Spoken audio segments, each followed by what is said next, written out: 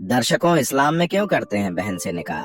मुसलमानों को भी नहीं पता ये सच? पूरी दुनिया में अपनी पकड़ बना रखे इस्लाम धर्म के बारे में आप सभी जानते ही होंगे, लेकिन क्या आपको इस धर्म का असली सच पता है?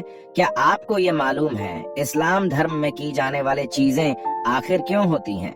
क्यों इस्लाम धर्म में लोगों को जलाया नहीं जाता बल्कि दफनाया जाता है? क्यों इस्लाम धर्म के लोग अधिकतर मांस खाते हैं?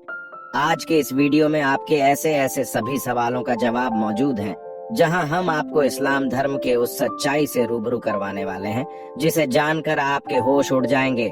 यहाँ तक कि बहुत से मुसलमान भी इस सच के बारे में नहीं जानते होंगे। दर्शकों, इस वीडियो में हम आपको जो भी बताएंगे वह सारी बातें तर्कपूर्ण होंगे, इसलिए आप मुझे कुछ भी कहने या सोचने से पहले इस वीडियो को पूरा देखना जरूर। आज की इस वीडियो में हम आपको इस्लाम धर्म की ऐसी सच्चाई से रूबरू करवाने वाले हैं जिसे जानकर आप हैरान रह जाओगे।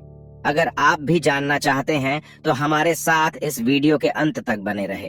अगर आप इस चैनल पर पहली बार आए हैं तो चैनल को सब्सक्राइब कर लें, ताकि आगे भी आपको ऐसे ही रहस्यमयी और धर्म से जुड़े वीडियो मिलते रहे। तो चलिए आज के इस वीडियो को शुरू करते हैं।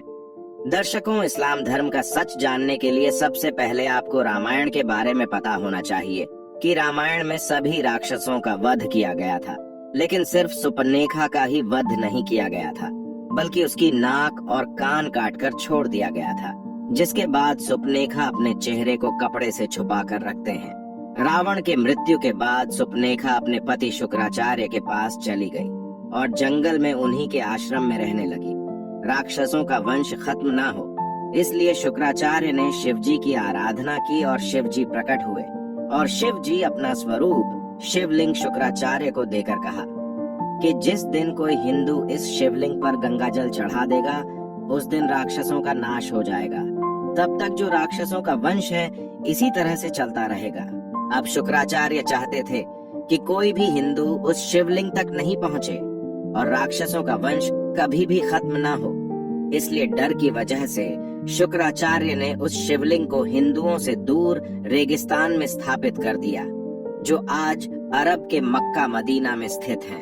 और इसलिए लोगों द्वारा कहा जाता है कि मक्का मदीना में एक शिवलिंग है जिस पर गंगा जल चढ़ाने से पृथ्वी की पूरी तरह से काया पलट हो जाएगी। बल्कि कई सालों से इस पर कार्य करने वाले एक्सपर्ट इनकार भी करते हैं। अगर हम पौराणिक कथाओं के माने तो यह वही शिवलिंग है जिसको शुक्राचार्य जी ने हिंदुओं से बचाने के लिए रेगिस्तान में रखा था, और इसी वजह से कोई भी हिंदू मक्का मदीना में प्रवेश नहीं कर सकता, क्योंकि अगर कोई भी हिंदू मक्का मदीना में इस शिवलिंग पर गंगा जल डाल दिया तो सुपनेखा के वंशों का पूरी तरह से विनाश हो जाएगा। सुपनेखा आज जो उस समय चेहरा ढककर रखती थी, उसकी परंपरा पूरी तरह से वंशों ने निभाई। आज भी इस्लाम धर्म को मानने वाले औरतें अपना चेहरा ढक कर रखती हैं।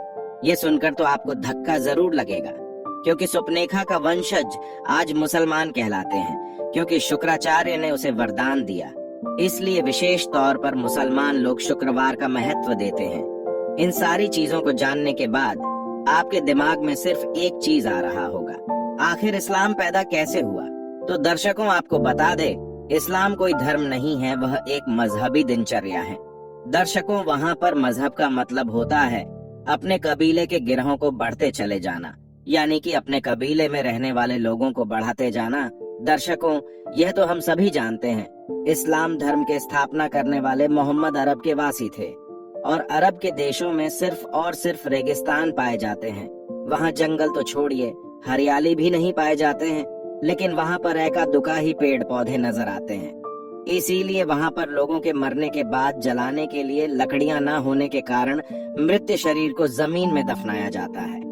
अब रेगिस्तान में हरियाली तो है नहीं, इसी वजह से वहाँ पर हरा चटक रंग देखकर इंसान चला जाता है, जो कि सूचक का काम करता है। इसीलिए इस्लाम धर्म में हरे रंग को इतना ज्यादा महत्व दी जाती है। रेगिस्तानों में पड़ने वाली गर्मी किसी का भी हालत खराब कर सकती है। वहाँ के लोग तेज धूप में रेगिस्तान में सफर करते थे, और इसी वजह से वहाँ पर लोग अपने सिर को ढकने के लिए टोपी का इस्तेमाल करने लगे, ताकि धूप की गर्मी से वह लोग बीमार न पड़े। और वे प्रथा आज भी चली आ रही हैं, जहाँ पर आप देखेंगे तो अरब के देशों में लोग अपने सिर पर कपड़ा बांध कर रखते हैं ताकि धूप की गर्मी उन्हें नुकसान न पहुंचा पाए। अरब के देशों में पानी की बहुत ही ज्यादा कमी देखने को मिलती थी। ऐसे में यानी कि लिंग या फिर मूत्र मार्ग को साफ करने में पानी खराब ना हो, इसलिए वहाँ के लोग उस मजहब के लोग खतरनाक करने लगे।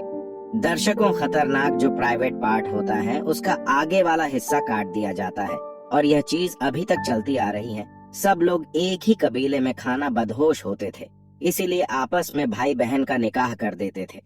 उन्हें शादी करने के लिए कहीं दूर रिश्ता करने की जरूरत नहीं पड़ती थी। पर हाँ, वह लोग शादी करने से पहले इस बात का जरूर ध्यान देते थे कि जिसके साथ वह शादी कर रहे हैं वह उसका सगा भाई या बहन ना हो। अगर कोई चाचा मामा या फिर मौसा मौसी वगैरह का लड़का या लड़की हो तो उसके साथ वह लोग शादी आराम से कर देते थे। बस शर्त यह होती थी कि जिस लड़का लड़की से इस्लाम धर्म में शादी होती थी उसका जन्म एक ही माँ के कोख से ना हुआ हो। अब अगर बात की जाए खान पान की तो ये तो आप सभी जानते ही हैं। अरब के देश में रेगिस्तान के अलावा आपको कुछ देखने को नहीं मिलेगा। वहाँ पर खेती बाड़ी करना या फिर फलों को उगा कर खाना ये तो संभव था। इसीलिए वहाँ के लोग जानवरों को मारकर अपना भोजन बनाते थे और वही परंपरा आज तक चली आ रही है। भले ही आज का हर जगह गेहूं, चावल, फल, सब्जी पहुंच सकते हैं, लेकिन फिर भी इस्लाम धर्म के लोग पहले जैसे ही जानवरों को मारकर उसका भोजन करना पसंद करते हैं। हालांकि पहले के समय में लोगों को यह पता था कि किसी भी जीव को मारना अच्छी बात नहीं होती, इसलिए उन्होंने जिस भी जानवर को मारते थे वह उन्हें कुर्बानी का इनाम दे देते थे। और जब जानवर की कुर्बानी की जाती थी तो उस वक्त अल्लाह को याद कर लिया जाता था ताकि जानवर के मौत का पाप उनके सिर पर न चढ़े। यह चीज धीरे धीरे बढ़ती गई और एक प्रथा में बदल गई और अब तो इसे दुनिया भर में त्योहार की तरह मानते हैं, जहां जानवरों की कुर्बानी करके लोग उसे खाते हैं। वैसे आज लोग इन सारे चीजों के बारे में नहीं सोचते और किसी भी जानवर को मार कर खाने में बिल्कुल भी संकोच नहीं करते हैं। अब ये बात तो आप सभी अच्छे से जानते हैं कि रेगिस्तान इलाके में मूर्तियों वगैरह को बनाने के लिए मिट्टी नहीं मिलती, इसलिए इसके वजह से इन्होंने मूर्ति पूजा को अपने कबीलों से यानी कि अपने मजहब से खारिज कर दिया। कबीलों को एक जगह से दूसरी जगह लगातार आना जाना रहता है, इसलिए वह लोग कम बर्तन रखते थे और एक ही थाली में 4-5 लोग बैठकर खा लेते थे। मुसलमान के कबीलों को अधिक से अधिक बढ़ाया जा सके, इसीलिए कबीले में एक आदमी को 4 शादियां करने की इजाजत थी। अगर इन सारी चीजों पर गौर से बात किया जाए, इससे एक चीज स्पष्ट होती है, इस्लाम कोई धर्म नहीं है बल्कि कबीला है, जिसे सिर्फ और सिर्फ जनसंख्या को बढ़ाने के लिए किया गया। और इसके जो नियम है यह सिद्धांत नहीं बल्कि इनकी दिनचर्या है। जिस तरह से इन्हें वातावरण मिला उसी तरह से इन्होंने जीना शुरू कर दिया और आज भी वातावरण और आसपास के माहौल बदलने के बावजूद भी यह लोग उसी तरह से अपनी जिंदगी बिता रही हैं। दर्शकों, हम आपको इस्लाम से जुड़े जितने भी बातें बताई हैं वह सभी सच्ची हैं।